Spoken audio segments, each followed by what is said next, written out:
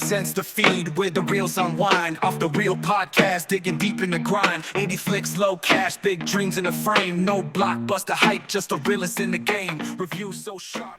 It still pisses me off that we are not going to get to see Scott Adkins playing Johnny Cage. Yes, we're getting Karl Urban, like, I'm all for that, and I think Karl Urban looks fantastic, he's going to play that role well, but we all know Scott Adkins was born to play Johnny Cage. But I'm here today to talk to you about another Scott Adkins movie directed by Louis Mandylor, of all people, a movie called Prisoner of War, which is kind of like Mortal Kombat meets The Great Escape. My name is Kevin Halden, this is Nerdly Presents Off the Reel, this is an Off the Reel review. We are talking about the new upcoming Prisoner of War with Scott Adkins in the lead, a movie I've been dying to talk about and now I get to talk about. You can go over to the website, and if anybody else has written a review over there, you can check out what they had to say. That is at nerdly.co.uk, your favourite British website for all of your news, reviews and exclusive interviews. We've got lots of people with lots of different views, lots of different voices, so it's always good to check out what other people think. Let's talk about Prisoner of War. And going by the IMDb, a British SAS officer during World War II is captured and forced to fight in a Japanese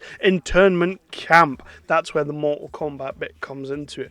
That is pretty much what the movie's about, but we will dive in a little bit more. And that is, we meet a British officer, James Wright, played by Scott Adkins. He is a British SAS officer, which if you're a Ricky Gervais fan means Super Army Soldiers. It's World War II. He's flying over Japan on some sort of night mission. We find out it's a little bit of a suicide mission because if you go in and you don't come back, you ain't never coming back. James gets shot down. His plane gets shot down and he crash lands into the jungle. So now he's behind enemy lines and he's going to have to try and survive. And that lasts about 10 minutes of the movie because he's out there in the jungle kind of prowling around, and then different groups of soldiers happen upon him. He has to use his punchy kicky abilities and a little bit of gunplay to take them all out. But eventually James is captured and taken to an internment camp. When he gets there, he is greeted by Lieutenant Colonel Ito. It is a prisoner of war camp and he does have them working on building fences, building roads and all this kind of thing, but he also has them going into the middle of a ring and just fighting to the death against each other because he's a bit nuts that way. He tells his troops just to take James back out into the forest and basically behead him. They go back out with him and James decides that's not going to happen. I'm going to kick the crap out of all of you. While he's on the run though, he does come across another bear trap and ends up getting caught again, taken back to the camp, and this time Lieutenant Colonel Ito is kind of like, okay, we might have something here.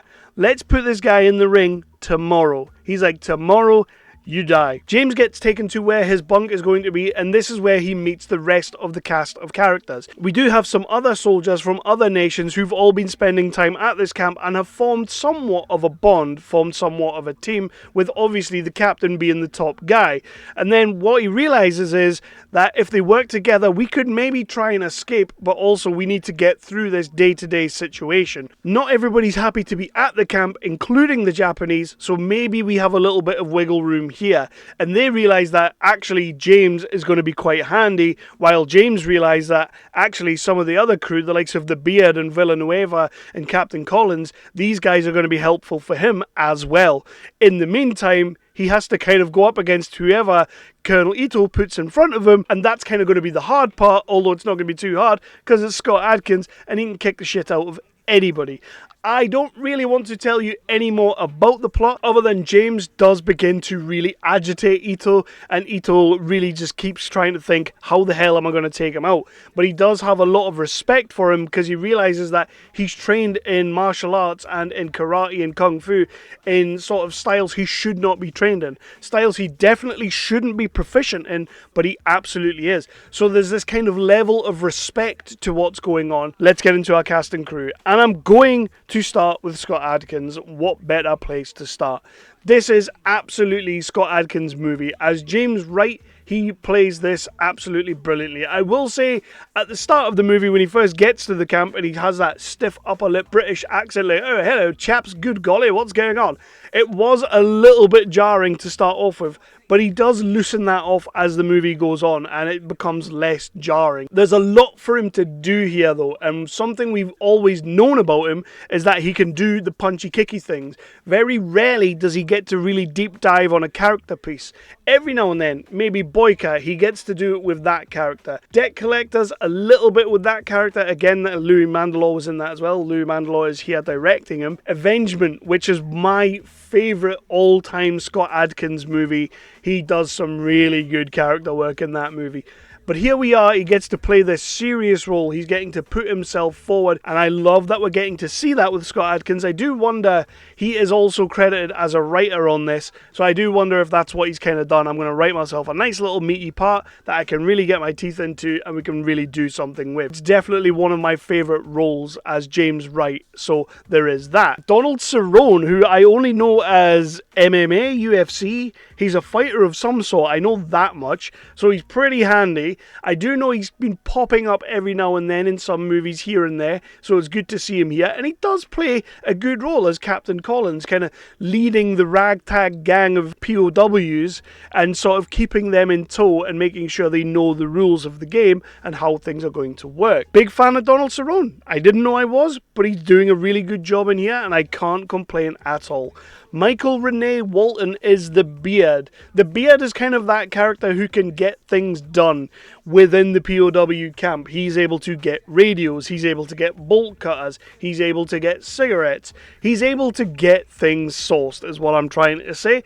And I love a character like that in these movies, and Michael Renee Walton plays it blindingly. Michael Copon as Villanueva is another character who kind of just rounds out the team, but really, again, I'm loving what he's doing. I think every member of the POW camp is all doing particularly good work, and they're all really firing on all cylinders, letting each other breathe, letting each other play, but also coming together as an ensemble and really digging in. The likes of when you watch The Great Escape, you kind of believe that this group of people who've never really met, but are all in that situation together, and they all come together, the chemistry just works. This movie, I felt the chemistry work. It's a testament to the writing, but also the acting and the director just letting them get on with their scenes. Gabbi Garcia as Teresa is a nurse within the Japanese POW camp who is kind of there but doesn't want to be there. She's kind of being forced to be there and becomes a little bit of a love interest for Scott Adkins. They don't over egg that situation though. Like, we know there's a budding relationship there, a little bit of a romance possibly. The chemistry's palpable, but this is a war movie, an epic World War II movie, so we don't necessarily need to go down that rabbit hole too much, and we don't. Peter Shinkoda as Lieutenant Colonel Ito is absolutely Adkins' equal. When Adkins is sat across the table from Peter Shinkoda and the two of them are doing their best to possibly outdo each other a little bit, and they do it superbly. I think the way they act against each other is absolutely top notch, and when we do get that inevitable moment where they're going to throw down, they're going to throw hands, you are waiting for it, and boy howdy, it does not disappoint. Let's get into what I did and didn't like. So there's not a lot that I didn't like about this movie, so I'm not going to waste my time trying to think of too many things. Maybe we could have had more fight sequences. What we do get is really gnarly. Like, we get some really good fight sequences, and obviously Adkins, we know he can do that kind of thing. He can choreograph that stuff in his sleep. I imagine he probably did choreograph a bunch of these scenes because he is the main guy in the scenes. He has fights against one person, two people, four people. Each and every one of them is very, very different. They do the slow motion flying over the top with the big punches to the top of the head, roundhouse twisty kicks to the face, all that good stuff that you expect from Adkins. And let's get it right, this is Adkins at his absolute bone-crunching best. When it comes to fight sequences, he is knocking it out of the park. For me, this is kind of a career-defining role in the sense of he's getting to do everything. It's an all-round performance. We've seen Adkins kind of play roles like this before, but not as big, not as elevated, not as in your face. So that's what's great about this role for him. Another thing I love is Louis Mandylor directing. This is easily a calling card. Easily a calling card for Mandylor. This movie, for me, I don't know if it's because he's working with Adkins. He's got Adkins in the lead. They're dealing with some really good script, good fight sequence. I don't know if it's all of that. But this is the best movie I've seen Louis Mandylor make in terms of directing. And this could easily be his calling card to take out there and say, give me a little bit more money. This movie has a budget, of course it does. I don't think it's massive.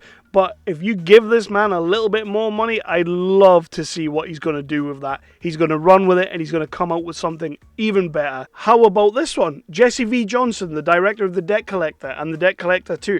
I interviewed him a little while back when Debt Collector 2 was coming out. And I asked him, would he ever do a third movie? Because I think we definitely need a third movie. And he did say that it's probably not for him. He's probably going to leave that to the wayside just now. But he did mention that if somebody else wanted to take a crack at it, they could easily take a crack at it. How about Louis Mandylor makes Debt Collector 3? Gets to star in it, gets to direct it, gets to direct Adkins again, and they make a great third part of that trilogy. I would love that. One of the other things as well is this just feels like an epic war movie at times. I wasn't really expecting that. Sometimes when I go into these lower budget movies that are set around the war, I do set my expectations a little bit lower because there's only so much you can do. War movies are not easy to make on a low budget, although they do seem to make a lot of them, but it's not easy to make them look epic. And this is an epic World War II movie. It feels epic at times, even though we really bring it down to the ground level of a POW camp and the fighting within that, we bring it down to that level. When we do go out into the jungle, or even the last 5, 10, 15 minutes of this movie, it feels like an epic war movie where shit went down, shit's going to go down even further. I might as well get into my rating, and I think this is going to be pretty obvious. This is a 5 out of 5 for me, and it's a 5 roundhouse spinning kick to the faces for me out of 5. I loved this movie. I loved Scott Adkins' role in this movie. I think Peter Shinkoda plays an amazing part to kind of go up against Adkins, and there's not many people that I feel go up against Adkins. I'm not saying he's not acted against people who are better than him, because he always does, but they really do lock in together, and there's this weird, respectful chemistry that's going on between them that I loved. I really did love. Donald Cerrone is absolutely brilliant, and Michael Renee Walton kind of steals the show a little bit as the beard, as I said earlier. But for me, yeah, 100%. This is a 5 out of 5 movie for me. I want to see what Louis Mandylor has in his box of tricks going forward. I want to see Scott Adkins make more and more movies. I do want to see him at one point play Johnny Cage, even if it's in a fan movie. Adi Shankar loves making these like fan movies all the time, like Bootleg Universe. And if they want to put Scott Adkins in a Johnny Cage Bootleg Universe movie, I am so freaking down for that. Please get that made. I'm going to pitch that to Adi Shankar. I'm just going to email him. I'm just going to say, look, Adi, make this. I don't know the guy from Adam, but hopefully he'll just answer my email and make that movie. I probably won't, but let's see. Maybe he will. I doubt it, but maybe he will. I think he will. He probably won't. He's not going to, is he? 5 out of 5 from me. Please do check out Prisoner of War when it drops, when it's out on DVD and Blu-ray. I think this movie will get a good following behind it. I think people will find it and they will talk about it, and it'll be one of those ones that slowly just picks up a little bit of an audience, and then all of a sudden everyone's talking about it. And if you do get to see this movie, please do hit me in the comments down below. Let me know what you thought about it. If you think I'm dead wrong, if you think I'm